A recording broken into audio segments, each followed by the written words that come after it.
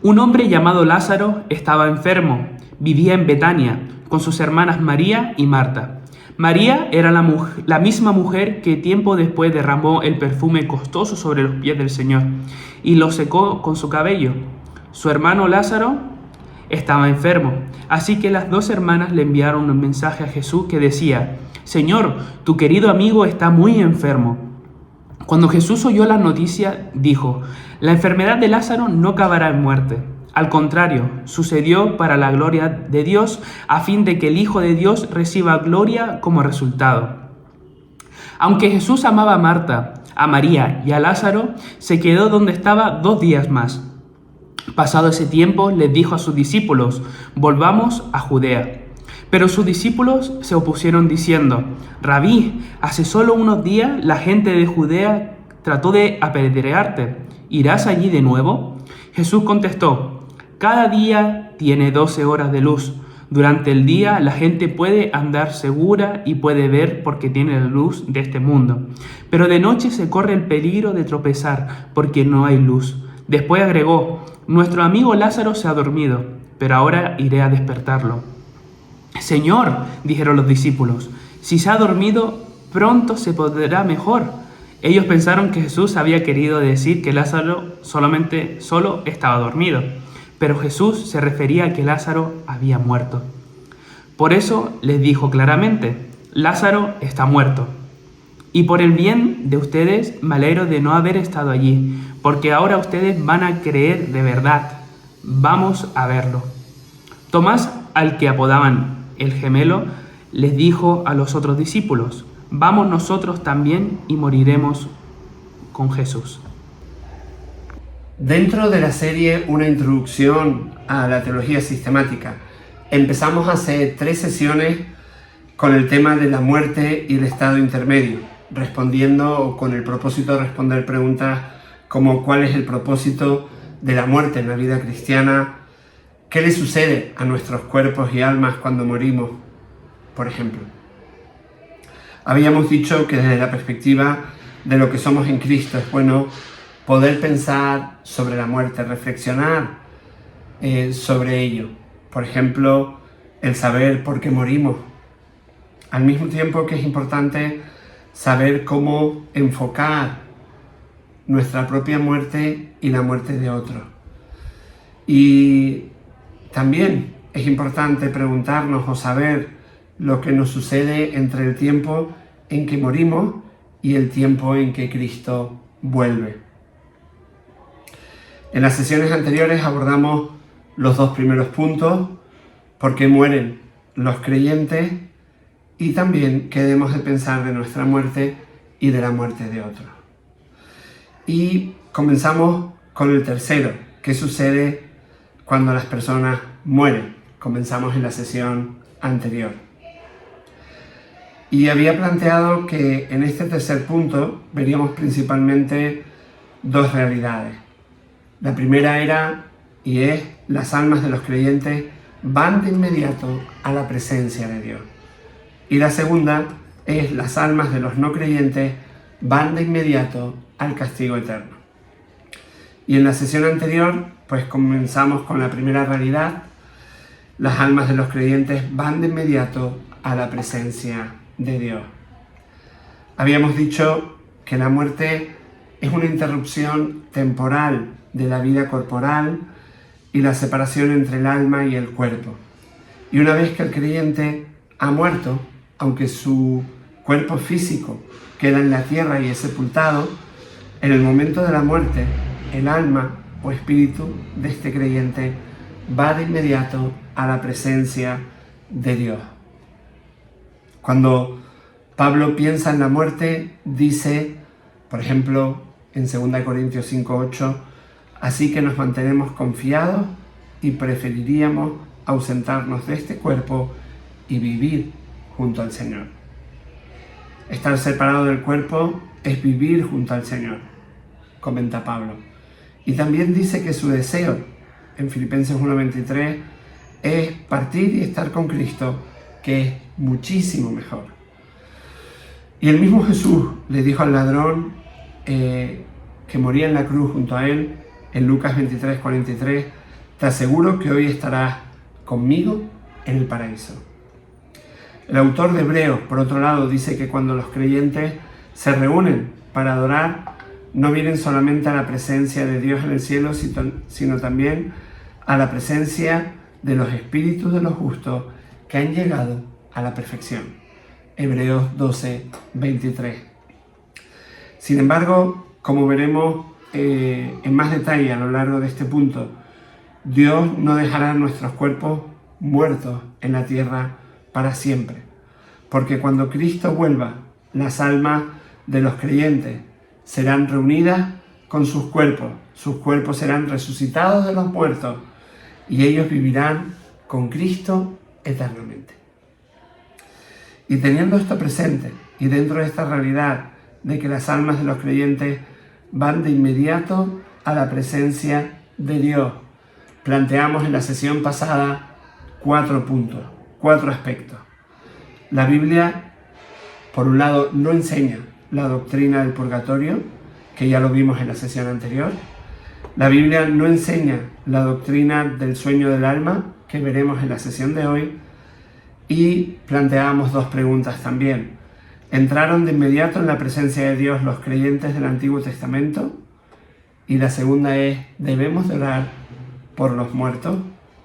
Estas 2 últimas las plantearemos en la próxima sesión. Dentro de la realidad de que las almas de los creyentes van de inmediato a la presencia de Dios, como segundo punto vamos a ver que la Biblia no enseña tampoco la doctrina del sueño del alma. Y el hecho de que las almas de los creyentes van de inmediato a la presencia de Dios también quiere decir que esta doctrina del sueño del alma es incorrecta. Esta doctrina, que estamos señalando como incorrecta, enseña que cuando los creyentes mueren van a un estado de existencia inconsciente y que lo próximo de lo que estarán conscientes será cuando Cristo vuelva y los resucite a la vida eterna. El respaldo para esta doctrina del sueño del alma generalmente se encuentra en el hecho de que la Biblia varias veces habla del estado de la muerte como sueño o dormir. Y podemos encontrarlos en versículos como Mateo 9:24 o Mateo 27:52 o Juan 11:11 o también en Hechos 7:60 o en 1 Corintios 15:6 o también en 1 de Tesalonicenses 4:13 y capítulo 5 versículo 10. Y ellos van un poquito más allá porque también aluden a ciertos pasajes que parecen enseñar que los muertos no tienen una existencia consciente, como ellos plantean, podríamos ver en el Salmo 6, versículo 5, en el Salmo 115, versículo 17, que voy a leer.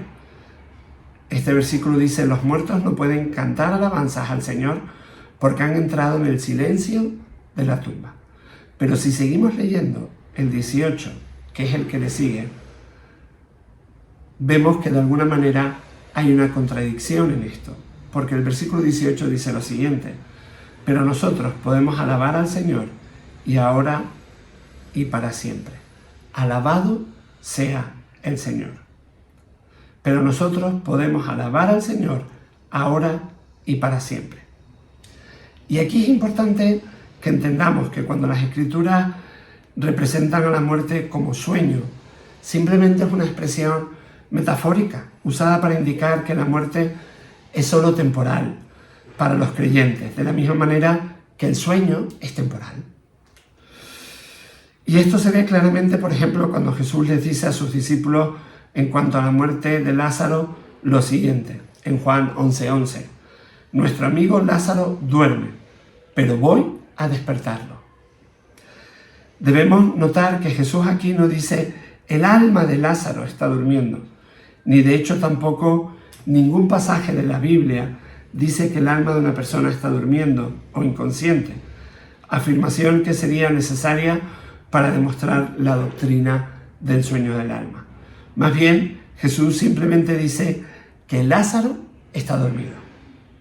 Luego, Juan explica en los versículos siguientes, en Juan 11, 12 al 13, Jesús les hablaba de la muerte de Lázaro, pero sus discípulos pensaron que se refería al sueño natural. Por eso les dijo claramente: Lázaro ha muerto.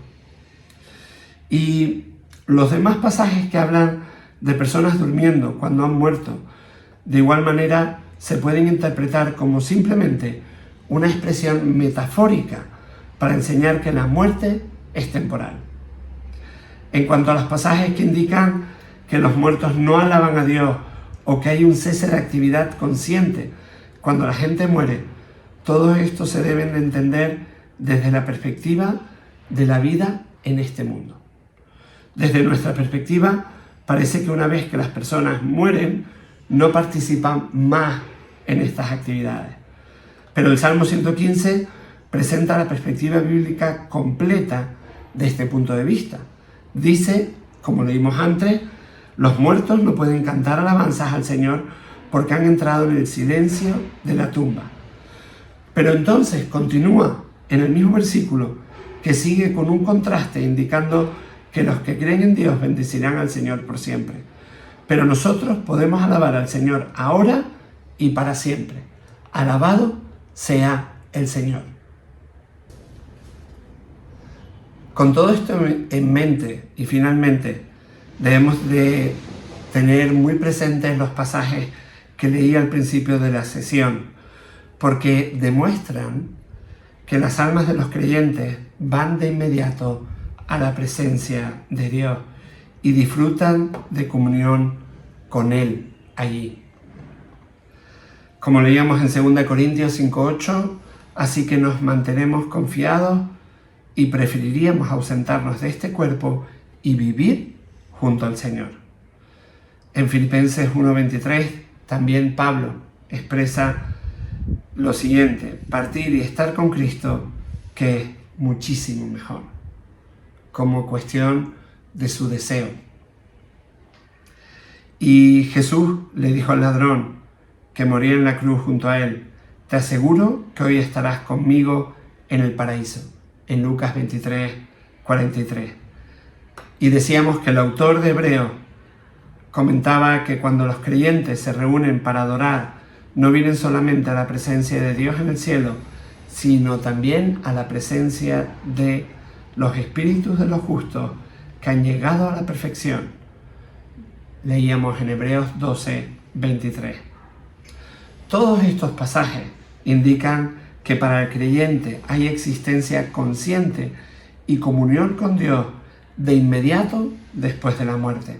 Jesús nos dijo: hoy ya no estarás consciente de nada de lo que está sucediendo, sino hoy estarás conmigo en el paraíso.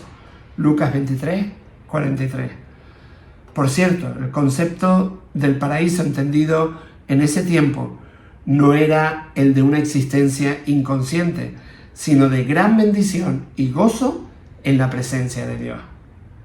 Pablo no dijo: mi deseo es partir y estar inconsciente por un largo periodo de tiempo, sino más bien: mi deseo es partir y estar con Cristo. Filipenses 1:23. Y por cierto, sabía que Cristo no era un Salvador inconsciente y dormido, sino que estaba vivo y reinando en el cielo. Estar con Cristo era disfrutar de las bendiciones de comunión en su presencia, y por eso partir y estar con Él era mucho mejor. Filipenses 1:23. Por eso dice: preferiríamos ausentarnos de este cuerpo y vivir junto al Señor. 2 Corintios 5:8. Por otro lado, podemos ver en el hecho de que Hebreos 12:1 dice que estamos rodeados de una multitud tan grande de testigos. Algo realmente increíble.